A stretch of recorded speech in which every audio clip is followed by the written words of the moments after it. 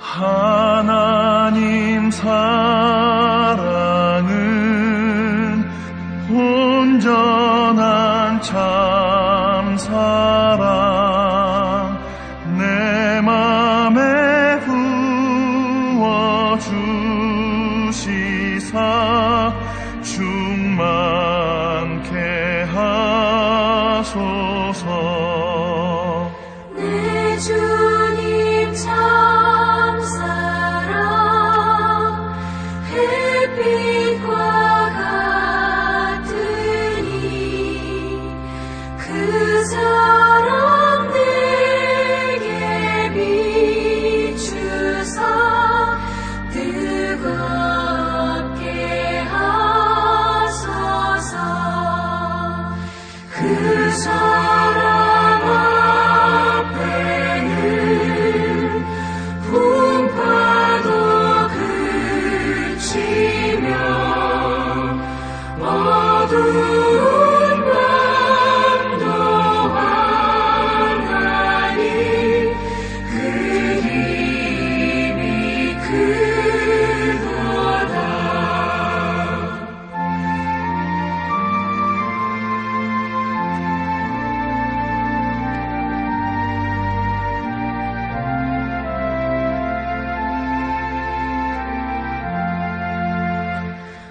하나님 사랑은 온전한 참 사랑 내 맘과 영에 채우사 새 힘을 주소서.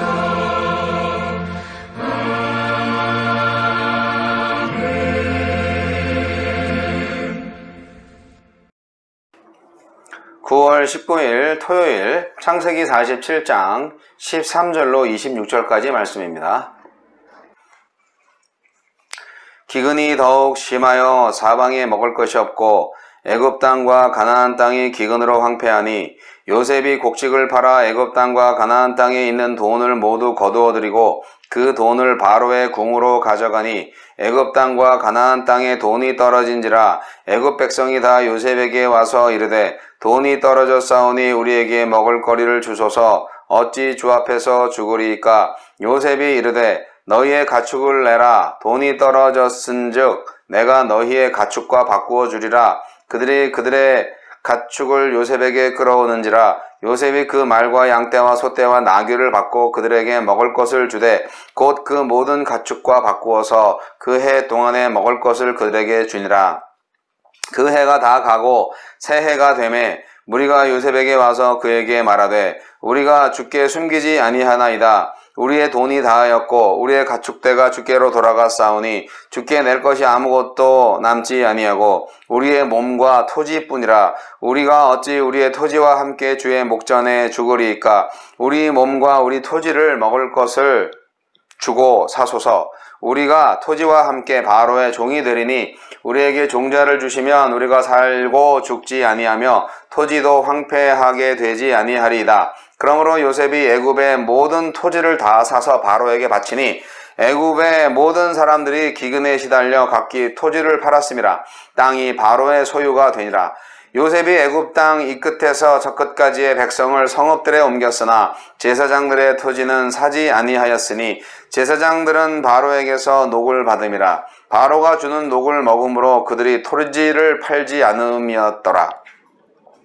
요셉이 백성에게 이르되 오늘 내가 바로를 위하여 너희 몸과 너희 토지를 샀노라. 여기 종자가 있으니 너희는 그 땅의 뿌리라. 추수의 5분의 1을 바로에게 상납하고 5분의 4는 너희가 가져서 토지의 종자로도 삼고 너희의 양식으로도 삼고 너희 가족과 어린아이의 양식으로도 삼으라.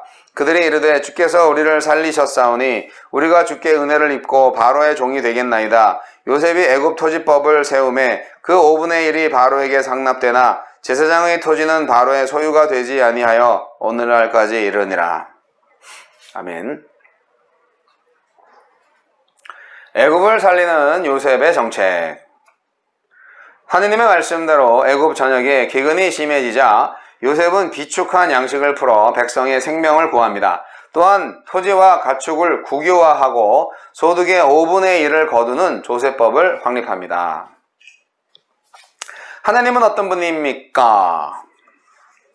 요셉을 통해 기근으로 고통당하는 애굽 백성을 구하십니다. 하나님은 야곱 자손뿐 아니라 애굽 백성의 생명도 소중히 여기십니다. 그래서 요셉을 야곱 자손, 애굽 백성, 그리고 인근 모든 나라에 하나님의 복과 은혜를 전하는 통로가 되게 하십니다. 이처럼 하나님의 통치는 교회를 넘어 온 세상에 미칩니다. 나의 삶이 세상을 유익하게 하는 하나님의 복의 통로가 될 수 있기를 기도합시다. 더불어 우리 위정자들이 국민의 삶을 풍성하고 평안하게 하는 법과 제도를 세울 수 있도록 하나님께서 그들에게 지혜와 명철을 주시기를 기도합시다. 나에게 주시는 교훈은 무엇입니까? 요셉은 비축한 양식을 백성에게 나눠주는 대신 돈과 가축, 토지를 거두어 드립니다. 오늘날의 시각으로 보면 국가가 부당한 이득을 취하고 백성을 소장농으로 전락시켰다는 비난을 받을 수 있습니다. 그러나 백성이 이러한 정책을 환영한 것으로 볼 때 당시 상황에서는 최선의 정책으로 이해한 일인 듯 합니다. 이렇듯 오늘의 기준으로 요셉의 정책을 비판하거나 이것을 지금 우리 시대의 성경적인 정책이라고 강요할 수 없을 것입니다.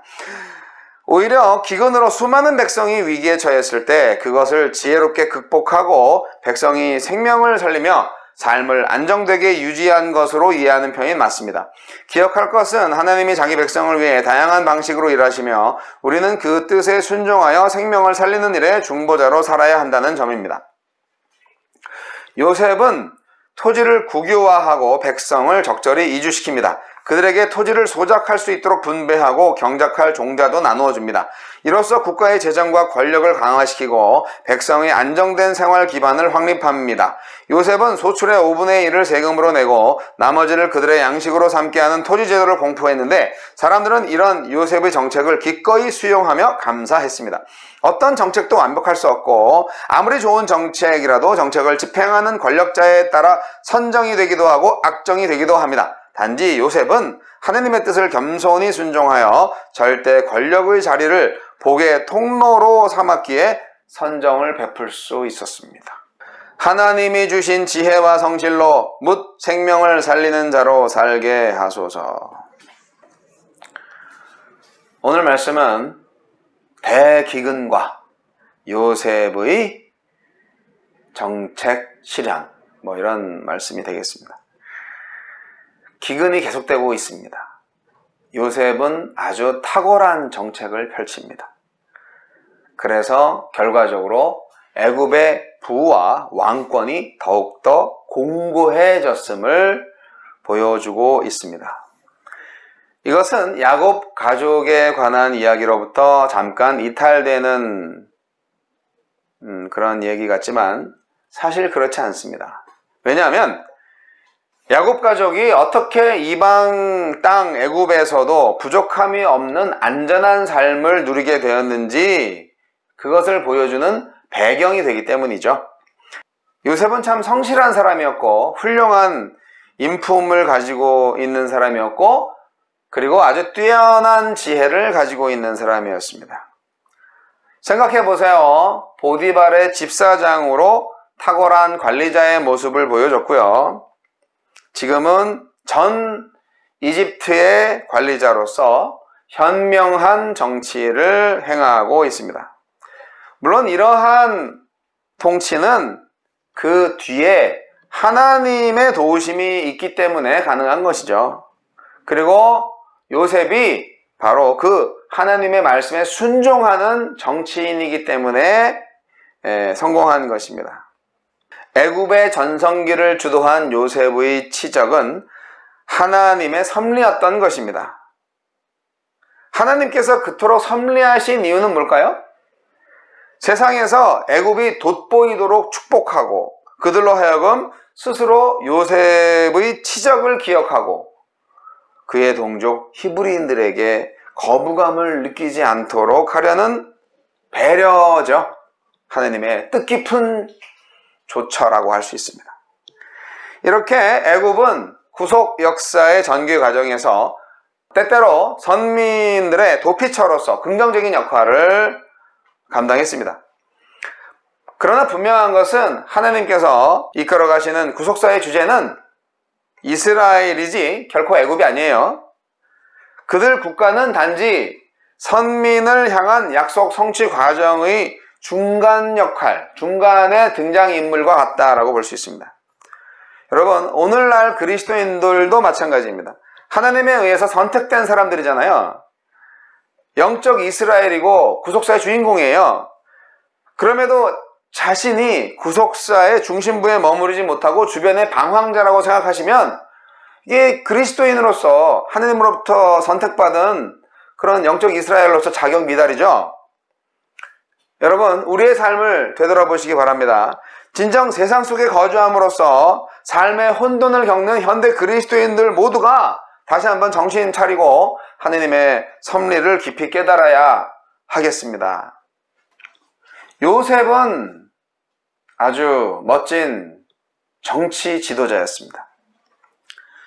요셉의 통치가 오늘날의 민주주의 통치의 눈으로 볼 때 아니 너무 독재 아니야 이거? 그렇게 도저히 납득할 수 없는 부당한 것이라고 말할 수도 있지만 왜냐하면 요셉의 통치 방법이 결국 가난한 자는 더 가난하게 되고 부자는 더 부자가 되게 하는 부익부 빈익빈 정책이라고 볼 수 있잖아요. 그러나 현대 경제학의 여러 견해 중에서 특히 자본주의 분배에서 나타나는 모순점을 척도로 해가지고 고대 애굽의 사회상을 분석한다는 것은 불합리합니다. 그리고 여기 방법이 인간이 하느님의 섭리에 절대적으로 종속되어 있다는 것을 보여주기 위한 예시이기 때문에 좀 다른 눈으로 봐야 할 것 같습니다. 풍년과 기근은 하나님의 절대적인 섭리였습니다. 요셉은 이러한 계시 사건을 하나님 통치의 수단으로 이해해서 모든 지혜를 그분의 뜻을 이루는 데 사용했을 뿐입니다. 그리고요, 백성들도 굶어 죽게 생겼는데 그 위기의 순간에 자신의 살 길을 하나님 안에서 찾은 거죠. 자신의 의지와 관계없이 지금 상황이 다 굶어 죽는 상황으로 전개되고 있잖아요. 그러니까 자신의 주장이 얼마나 소용이 없는가, 무용한가를 깨닫고 자신의 삶을 절대자한테 의탁을 한 것입니다. 이런 상황 속에서 요셉은 굉장히 냉정한 판단을 하고 있는 거죠. 냉정한 사리 판단을 하고 있는 거예요. 그런 판단이 없었다면 예를 들어서 아주 불쌍하게 여겨가지고 백성들한테 막 양식을 다 나눠줘요. 그러면 어떻게 될까요? 기근은 계속되고 있는데 애굽은 망합니다. 애굽이 망하면 어떻게 돼요? 그 전 세계가 망하죠. 정당한 가격을 치르지 않고 곡식이 분배되었다면 틀림없이 비축된 곡식은 7년 기근이 지나기 전에 다 바닥나고 말았을 겁니다. 왜냐하면 인간의 욕심은 끝이 없거든요. 공짜라는 믿기에 아주 약한 법이에요. 그래서 이 요셉의 정책은 그 당시 급박한 기근 상황을 뛰어넘을 수 있는 굉장히 지혜롭고 값진 것입니다. 이런 멋진 지도자가 오늘날 이 나라에 필요한데 말이죠. 누가 요셉일까요? 누가 요셉이 되어야 할까요? 나라와 민족을 위해서 기도해야 할 때입니다. 하느님의 섭리를 이해하고 하느님의 섭리에 순종하며 하느님의 지혜를 구할 수 있는 선한 지도자가 이 나라에 있기를 소망합니다.